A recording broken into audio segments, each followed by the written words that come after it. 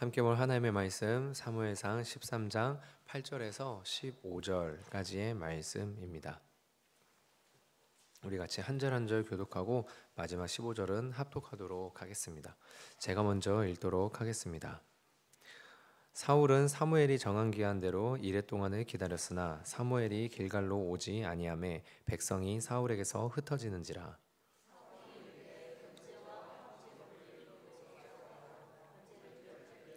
번제를 드리기를 마치자 사무엘이 온지라.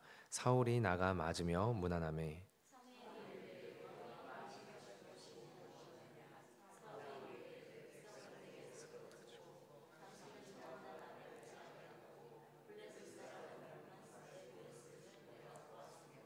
이에 내가 이르기를 블레셋 사람들이 나를 치러 길갈로 내려오겠거늘 내가 여호와께 은혜를 간구하지 못하였다 하고 부득이하여 번제를 드렸나이다 하니라.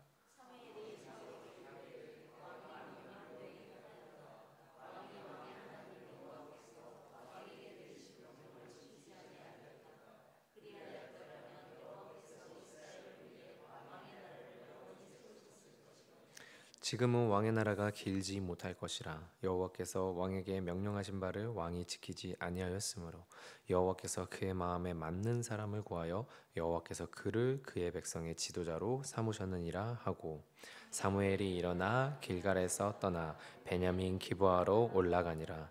사울이 자기와 함께한 백성의 수를 세어 보니 600명 가량이라. 아멘. 이 새벽에 예물 바치신 분들이 있습니다. 우리 윤태, 유나, 현인, 윤서 이름으로 1,000번째 예물 바치셨고, 우리 김은석 권사님 모든 일에 감사하게 하소서라고 우리 또 감사 헌금 예물 바치셨습니다. 그리고 우리 은호 이름으로 또 1,000번째 드리셨습니다. 우리 같이 함께 먼저 잠시 기도하도록 하겠습니다. 하나님, 정말로 주님께서 이 새벽을 깨워주셔서 아버지 하나님 우리가 기도하러 나올 수 있게 되었습니다. 현장에는 나오지 못했지만 동일하게 아버지 하나님 깨워주셔서 아버지 일어나서 기도할 수 있는 건강 주셔서 우리가 이 아침에 기도합니다. 하나님, 간구하는 것은 우리의 기도가 그저 내 마음의 소원만을 읊조리다가 가는 기도가 되는 것이 아니라 우리가 주님의 마음을 깨닫게 되고 주님과 함께하는 기도 시간이 되어서 하나님을 기쁘게 하고 또한 주님께서 내 마음의 소원을 들으시고 내 마음의 소망이 되어주심이 다시 한번 확인되어질 수 있는 기도 시간이 될 수 있도록 역사하여 주시옵소서. 물질을 바친 손길들이 있습니다. 아버지 하나님, 후손의 이름으로 물질을 바친 아버지 하나님 이 부모 세대의 모든 마음들을 주님께서 기억하여 주시사 이 물질이 쓰임받는 곳마다 주의 복음 전파되게 될 때에 아버지 하나님 이 후손의 이름들도 함께 왕성하게 되는 은혜를 또한 경험할 수 있게 해 주셨고 감사를 고백하는 손길들 위에 주님께서 감사 위에 감사를 더할 수 있는 믿음의 은혜를 더하여 주시옵소서. 이 모든 말씀 나사렛 예수 그리스도의 이름으로 기도드리옵나이다. 아멘. 우리가 함께 살펴보는 이 사무엘상 13장은 사울이 왕이 된 다음에 블레셋과 전쟁을 치르게 되는 상황을 설명하고 있는 장입니다. 그래서 사울이 자신의 근위대를 조직해서 블레셋의 영향력에서 벗어나기 위한 업적을 세우려고 사울이 애쓰고 노력했던 시도가 담겨 있습니다. 그러나 사울이 하나님을 온전하게 의지하지 않고 하나님의 은혜로 일어났었던 일들을 자기 스스로 왕의 권위로 자기의 위치로 이루려고 하는 그 사울의 모습이 드러나며 그러므로 말미암아 과거에 하나님의 은혜로 승리했었던 블레셋을 우리가 두려워하게 되는 상황에 빠지게 된 그 모습을 살펴보게 됩니다. 그래서 이에 사무엘을 초청하여서 상황을 역전시키려는 것을 기대했지만 사울의 믿음이 온전히 하나님을 향하지 않았음을 드러내는 그 상황이 우리가 함께 읽은 본문의 상황이 되겠습니다.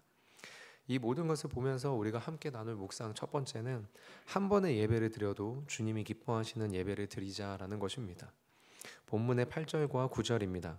사울은 사무엘이 정한 기간대로 이레 동안에 기다렸으나 사무엘이 길갈로 오지 아니하매 백성이 사울에게서 흩어지는지라.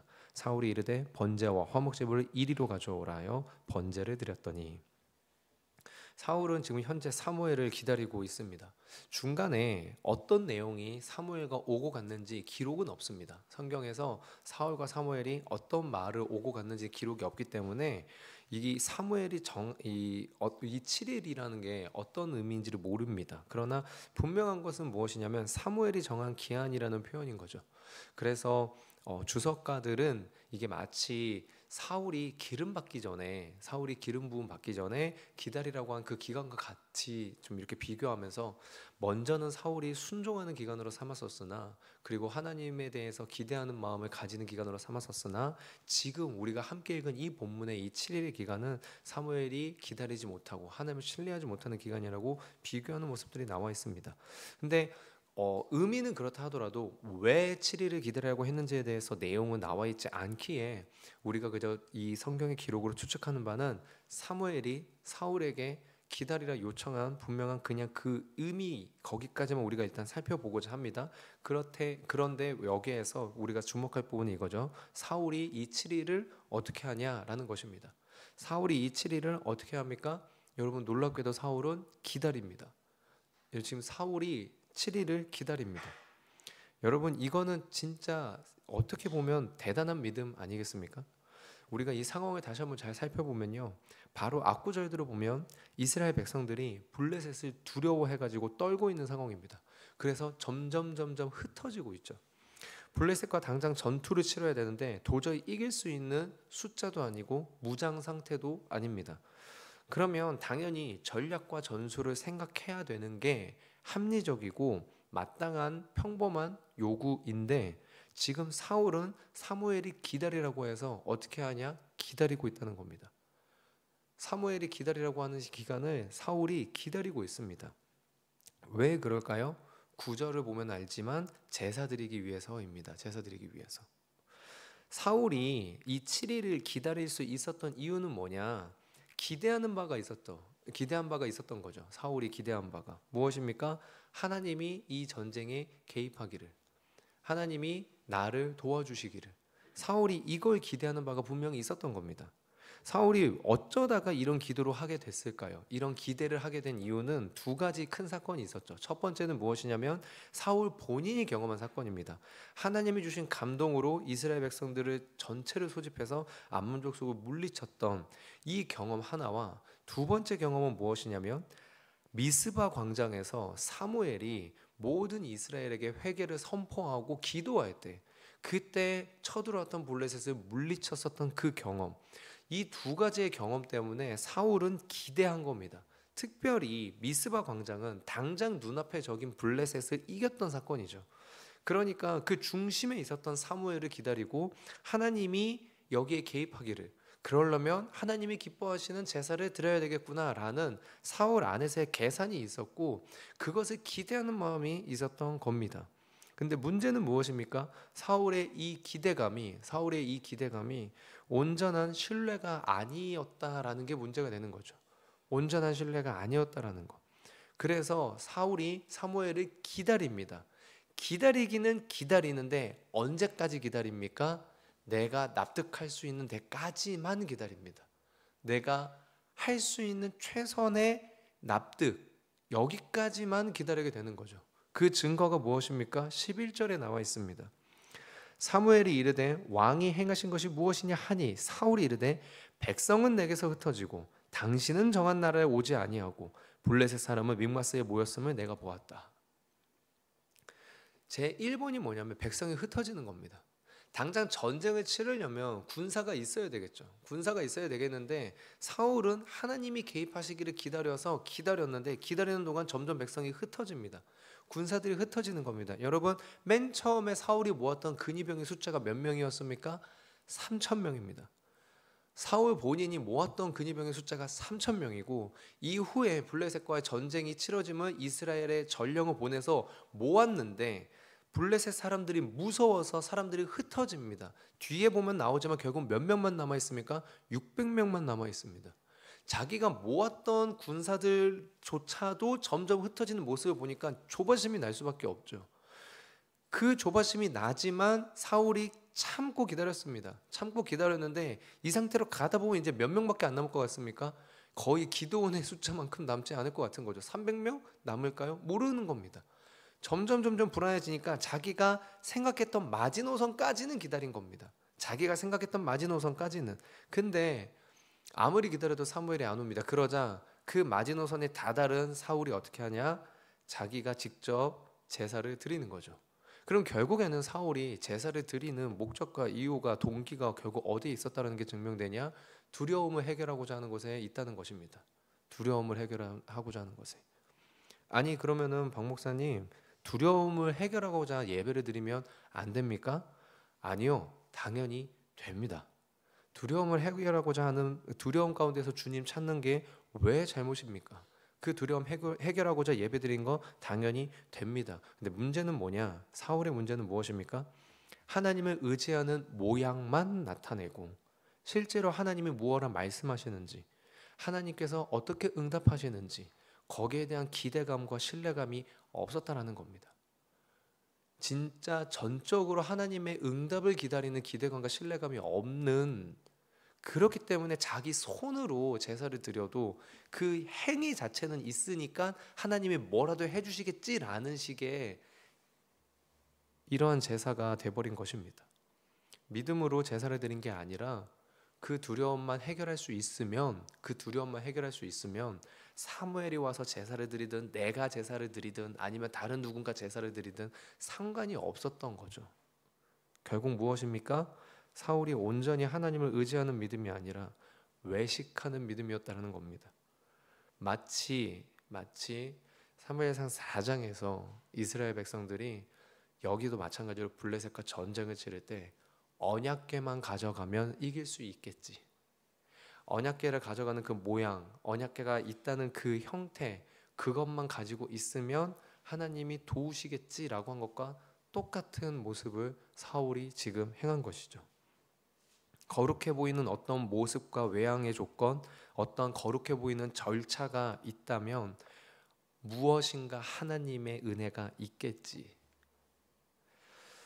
여러분 지금 현재 사울의 예배는 사울의 제사는 두려운 마음이 문제가 아니라 그 두려운 마음으로 하나님을 의지하는 척한 것이 문제가 되는 것입니다. 외식적인 신앙, 가식적인 믿음은 결국에는 죄로 가게 되어 있죠. 믿음이 있는 것처럼 보이지만 결정적인 순간에는 모래 위에 지은 성처럼 무너지게 될 수밖에 없습니다. 경건의 모양은 있지만 경건의 능력을 신뢰하지 않기 때문입니다. 그렇다면 하나님이 기뻐하시는 예배는 어떤 예배입니까? 우리 마태복음 22장 37절 너무나도 우리가 잘 알고 있는 구절인데 다 같이 한번 읽어볼까요? 함께 보겠습니다. 시작. 예수께서 이르시되 내 마음을 다하고 목숨을 다하고 뜻을 다하여 주 너희 하나님을 사랑하라 하셨으니 사실 하나님이 이스라엘 백성에게 아니 그 이전에 노아 세대에게 아담에게 사실 원했던 것은 무엇입니까? 인간을 창조하시고 하나님이 원했던 것은 단 하나 이것이었죠. 사랑하는 것. 우리가 주님 사랑하고 주님이 날 사랑한다는 것을 믿고 신뢰하는 것. 근데 우리가 상황과 환경의 그 두려움 가운데에서 하나님이 진짜 날 사랑하는 게 맞나라는 의심이 내 마음 가운데 들어오고 사단은 그 의심에다가 가라지를 뿌리죠. 그래서 상황이 어려우니까 힘드니까 견디기가 어려워서 내 배우자, 내 자녀, 내 부모, 형제 그 모든 관계 가운데서 뭔가 해결되는 게 보이지 않아서 내게 있는 경제적 여건, 마음의 어떤 그 모든 어려움과 두려움과 불안함과 아픔들과 고통을 하나님이 해결해 주지 않으니 만약 그렇게 되니 이게 하나님 날 사랑하는 게 맞나? 라는 식의 이 의심이 들어오는 이 부분이지 않습니까? 우리가 하나님을 기쁘시게 하지 못하는 부분이 다른 어떤 것이 아니라 주님 사랑하는 마음으로 드리는 예배가 사실 정말로 주님을 가장 기쁘게 할 수 있는 예배이지 않을까 싶습니다. 우리가 주님의 어떠한 다른 것을 기대하는 것이 아니라 그냥 주님 자체만으로 우리가 만족할 수 있다면 우리가 이 일을 해결해 주시겠지 하고 계산해서 드리는 예배가 아니라 그저 주님이시기 때문에 드리는 예배라면 우리 하나님이 기뻐하시지 않겠습니까? 더 나아가서 우리가 바로 어제 들은 말씀이죠. 우리가 바로 어제 들은 말씀처럼 시간의 선악과로 구별한다는 것 무슨 의미입니까? 하나님을 사랑하는 마음이 있지만 그 사랑하는 마음 때문에 하나님을 만홀히 아니면 경히 여기는 게 아니라 우리가 정말 하나님을 무겁게 경외하는 마음으로 삶에서 실천하는 예배라면 그 사랑으로 드려진 예배라면 우리가 한 번의 예배일지라도 어쩌면은 진짜 매일의 새벽기도를 혹시 못 나오거나 아니면은 진짜 주중에 뭐 금요기도에도 수요예배도 전혀 드리지 못하는 주일 예배 딱 한 번만 드리게 될지라도 그 한 번의 예배를 하나님이 정말로 기뻐하시지 않을까 합니다. 물론 우리 새벽까지 나온 우리 성도님들의 마음은 이미 이런 마음으로 나오신 줄 믿습니다. 다른 사람 다른 거 의지하는 게 아니라 주님 앞에 의지하려고 기도하러 나왔다는 거, 주님이 들으시면 내 그 모든 거 해결되겠지라는 거, 분명히 그 믿음 가지고 온전한 신뢰감 가지고 응답이 이루어질 때까지 기도하러 나오신 새벽의 성도님들인 줄 믿습니다. 그렇기 때문에 우리 성도님들에게는 더 하나님께서 기뻐하시는 기도와 예배를 이미 받으시면서 또한 그 기도가 분명히 응답될 때까지 함께 하기를 우리 주님이 또한 소망하시지 않을까 싶습니다. 기도를 끝까지 포기하지 않고 우리가 이 새벽에 주님이 기뻐하시는 기도와 예배로 나아갈 수 있길 소망합니다. 함께 살펴볼 두 번째 묵상은 무엇이냐면 끝까지 회복의 기회를 주시는 하나님이라는 것입니다. 우리가 함께 읽은 13절 14절입니다. 사무엘이 사울에게 이르되 왕이 망령되이 행하였도다.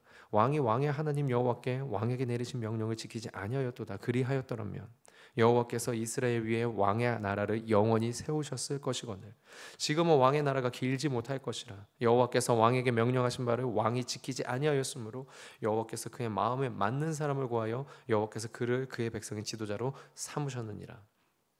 사무엘은요 지금 분명하게 사울의 행위를 문제 삼습니다. 사울은 이스라엘의 왕인데 때문에 사울의 권위는 이스라엘의 그 어떤 사람들보다도 자기가 하고자 하는 일을 할 수 있는 권위를 가지고 있는 사람인데 중요한 사실 하나를 사무엘은 앞장에서 바로 지적했었죠. 무엇입니까? 이스라엘은 일반적인 이방 나라와 같지 않은 하나님이 다스리는 나라라는 것입니다. 바로 앞에 있는 사무엘상 12장 마지막 부분 24절과 25절입니다. 너희는 여호와께서 너희를 위하여 행하신 그 큰 일을 생각하여 오직 그를 경외하며 너희의 마음을 다하여 진실이 섬기라.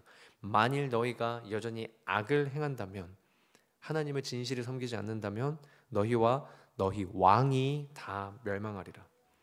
사무엘은 사사로서의 마지막 메시지 결론에서 이스라엘의 왕도 하나님의 통치 아래에 있는 존재임을 명확하게 선포합니다.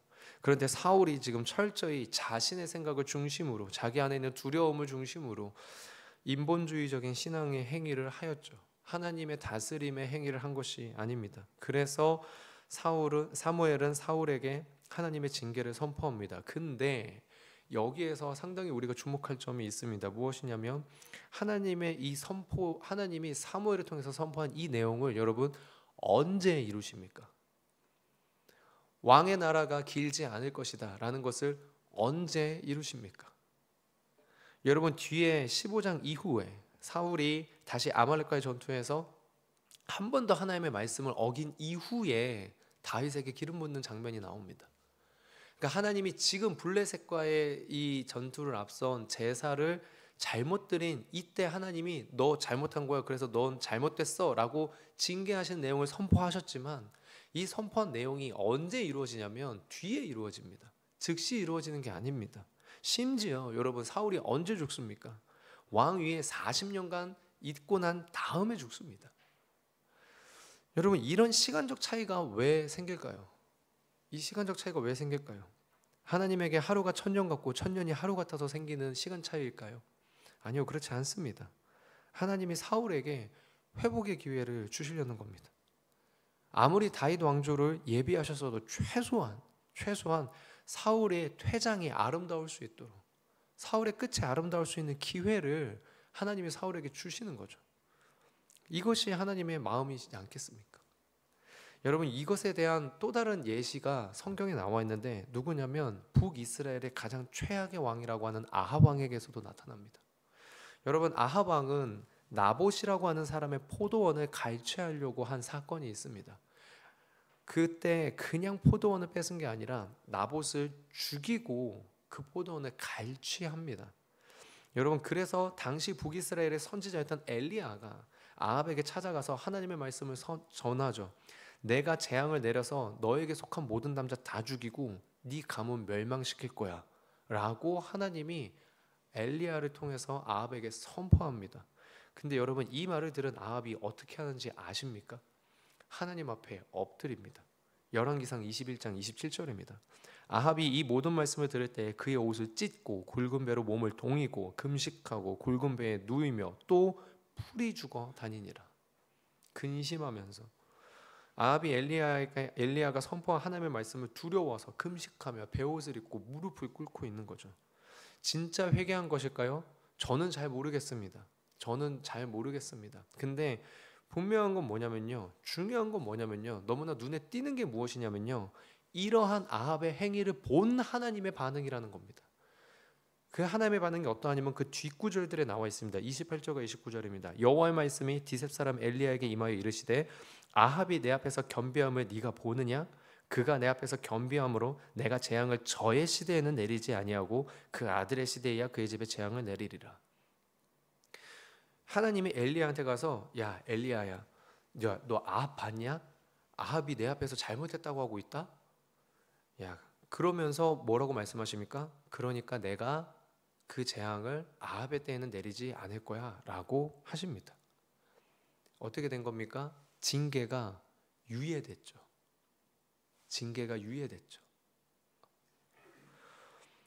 우리가 혹시 범죄하거나 하나님의 뜻하심을 온전히 순종하지 못하였을 때 하나님의 거룩과 공의를 우리가 오해해서 하나님한테 무릎 꿇기보다는 사흘과 같이 설명하려고 했던 적은 혹시 없습니까?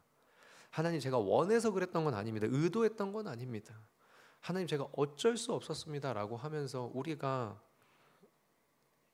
무릎 꿇기보다는 사흘과 같이 설명하고 있는 것은 아니었던 건지요. 100점짜리 믿음은 블레셋의 침략 앞에서도 흩어지는 사람 앞에서도 끝까지 사무엘을 기다리는 믿음이 100점짜리 믿음이겠죠. 그런데 그러지 못했습니다. 사울이 그러지 못했습니다. 그러지 못했다면 그 잘못한 부분을 우리가 사무엘이 지적을 했고 물어봤고 우리가 깨달았을 때 우리가 주님 앞에 진심으로 무릎 꿇고 눈물을 흘릴 수 있는 사람이었다면, 사울이 그랬고 우리가 그러했다면, 하나님, 제가 제 자녀의 미래가 너무 불안해서 그랬습니다. 하나님, 제가 그러면 안 된다는 찔림이 있었음에도 하나님 그랬습니다 라고 고백하면서 죄송합니다 주님, 정말로 죄송합니다, 제가 하나님보다 제 마음을 더 우선했고 인간적인 방법을 더 우선했습니다 라고 고백하는 마음이 있었다면, 아합과 같이 무릎을 꿇었다면, 북이스라엘에서 가장 악한 왕이었던 아합에게조차도 하나님이 그 징계를 뒤로 미루사 그의 끝이 그래도 최악이 되지 않게끔 하셨는데, 사울이, 하나님이 사무엘을 통해서 징계를 선포하셨지만 그때 사울이 만약에 다시 한번 하나님 앞에 무릎 꿇었다면 사울의 마지막이 그렇게 비참한 마지막이 되지는 않았을 텐데, 우리가 하나님 앞에서 범죄한 모습이 있다 하더라도 우리가 그것을 주님 앞에 고백하고 나아간다면 하나님께서 혹시 우리의 기도를 들으시고 우리를 불쌍히 여기사 우리에게 응답을 달리 하실 수 있는 영역들이 있었을 텐데, 우리가 어쩌면 끝까지 회복의 기회를 주시려는 하나님의 그 기회를 놓친 것은 없는지 우리가 다시 한번 살펴볼 수 있기를 소망합니다. 말씀을 맺겠습니다. 하나님은 정말로 악인이라도 돌이켜서 하나님의 백성 되기를 원하시죠. 한 번의 예배를 드려도 하나님이 기뻐하시는 예배로 그래서 나아가야 되겠습니다. 우리가 나를 사랑으로 기다리시는, 악인도 의인이 되기를, 돌이키기를 기다리시고, 한 번의 예배도 하나님이 기뻐하시는 예배를 드리기를 하나님께서 기다리시는, 우리를 사랑하시는 하나님의 인도하심 앞에 이 새벽에 정말로 기도로, 정말로 주님이 기뻐하시는 기도와 우리의 마음으로 나아가서 우리의 마음이 다시 한번 주님 앞에 세워지고 주님을 기쁘시게 하는 이 아침이 될 수 있기를 주님의 이름으로 축원드립니다. 우리 같이 함께 기도하겠습니다. 하나님, 예배조차도 나의 경험과 나의 힘, 나의 것으로는 결코 온전히 드릴 수 없는 존재임을 고백합니다. 하나님 없이는 온전한 예배 드릴 수 없고, 성령님이 아니라면 잘못도 잘못으로 고백하지 못하는 죄된 모습이 우리 안에 있습니다. 하나님 도와주시옵소서. 주님의 기쁨이 되는 예배를 드리고 그 예배로 삶을 살아가고, 혹시 잘못하고 넘어질 때 하나님 앞에 상황을 핑계하는 것이 아니라 주님 앞에 엎드릴 수 있는 은혜를 주여 주시옵소서. 이 모든 말씀 나사렛 예수 그리스도의 이름으로 기도합니다. 아멘. 우리 함께 주기도문 하겠습니다.